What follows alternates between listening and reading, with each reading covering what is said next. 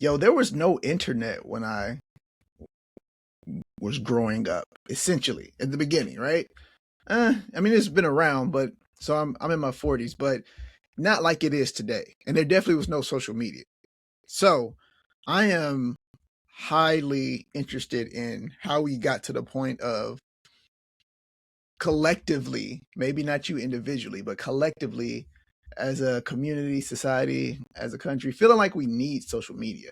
And I think the hardest thing to get away from is this right here. I don't think necessarily that social media is the culprit by itself, right?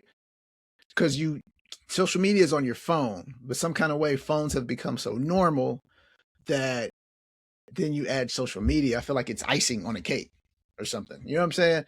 And the hardest thing is the habit of picking up your phone, checking your texts. Even if you don't have social media, you check your emails from work. Like everything has been tethered to come to you in your pocket, on your bedside table, on your nightstand, in your house, all via this phone. So everybody can get to you through the phone. Um, and so the apps all come to the phone, not just social media. So I kind of really am more so into the habit of using the phone. And then that's when I got into the idea of like, all right, so then somebody has to be investing in how to develop the habits to use the phone because I think that's what correlates with social media. But nobody's going to publicize that stuff, right? But I did look, and I just was playing around on the internet, Googling things like that, and I think all the companies, the Metas and the Alphabets and Twitters and all that. I think I was looking, they invested like north of $50 billion into R&D. So for me, I don't think R&D is going into just straight up enhancing the user experience, right? Like if you've worked for a tech company, you know that like adding in-app services and in portal and in-app adjustments, you can roll those out over time, but you can actually like develop them pretty quickly or not, depending on what it is. But what I'm trying to say is, I think that they're more so investing in keeping you on the phone, and then the app is just a byproduct of it. I could be wrong though, but R&D, I don't think that.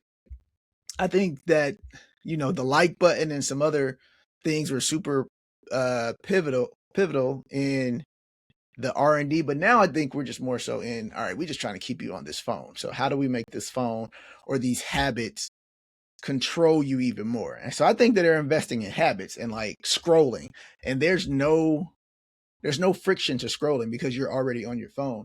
So I don't know, man. I feel like because we scroll so much, you don't even necessarily know or notice when you just choose another app because the notification drops down just like a text message or just like an email.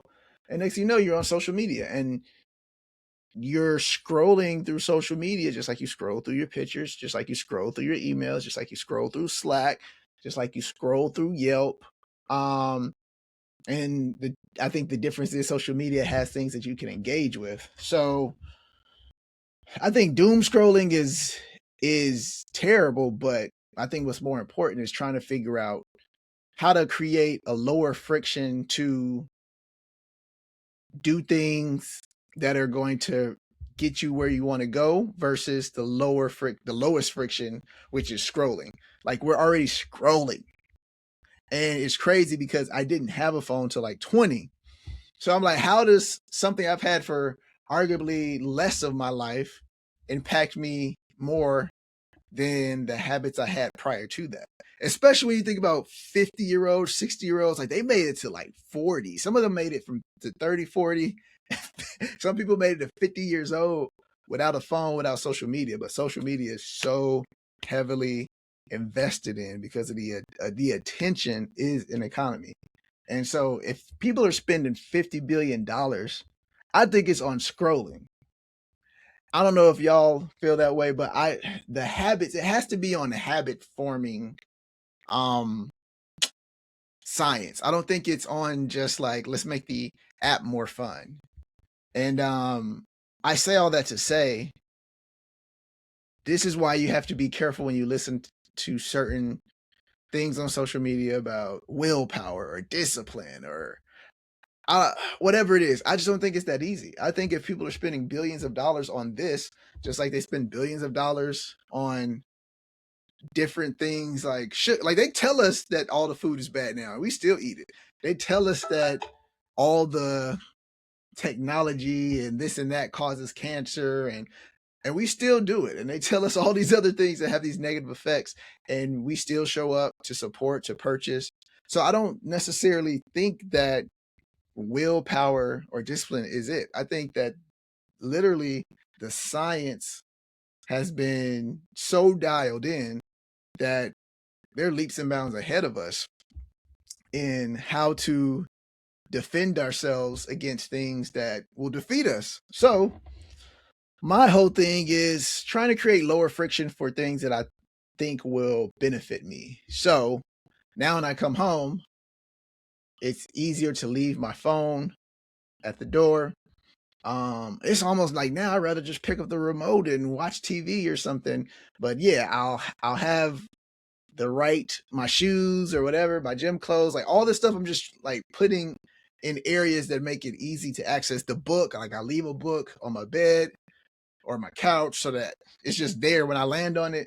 So I don't have to necessarily go look for it or remind myself. I don't know, man. I'm really into trying to see how far we can go down this rabbit hole of social media. Because I know there's not a line item that says scrolling, right? But when I look at the tens of billions of dollars that companies are spending, I just think it's on. I think it's on because the user experience is pretty much based on this. And it ain't much to it. If everybody's doing this, I think they're just making sure, like all these companies are making sure we continue to do this. Oh snap! Is that a visual? Did I do that on my own? But yeah, all of this is me just thinking through things on how to not get off the internet, but just to make sure, man, I'm monitoring myself and doing things that I want to do as easy as I do things that I don't intend to do. That's really what I'm saying. Yeah. Because I don't intend to scroll. Because when I'm tired, if I don't feel like going to the gym, I sit down. But for some reason, I can sit down and still scroll. And then you look up and 15 minutes are going by, or 20, and you're like, shoot, I could have went to the gym, been tired, started on the treadmill, got motivated, and then finally lift some weights. Or I could have just went for a walk. Or I could have took a nap. That's the crazy thing. Like I'm tired, I get on the phone, and I still don't take the nap. So, go with me on this journey. Try to help me figure out what's so cool about scrolling and why is it such a habit that we can't get away from. I don't have the answers, but I do want to get to a space where I can back away from it. So, have y'all thought about this? This is merely a rant, but when I look online at things, sometimes I just think a little too much. So, let me know if you're thinking some of the same things I'm thinking. Leave a comment, tell me what your thoughts are, but yeah, I think they're spending these tens of billions of dollars just on scrolling. I ain't seen no updates in social media apps that have been like, oh yeah, that's where the money went. Let me know what y'all think.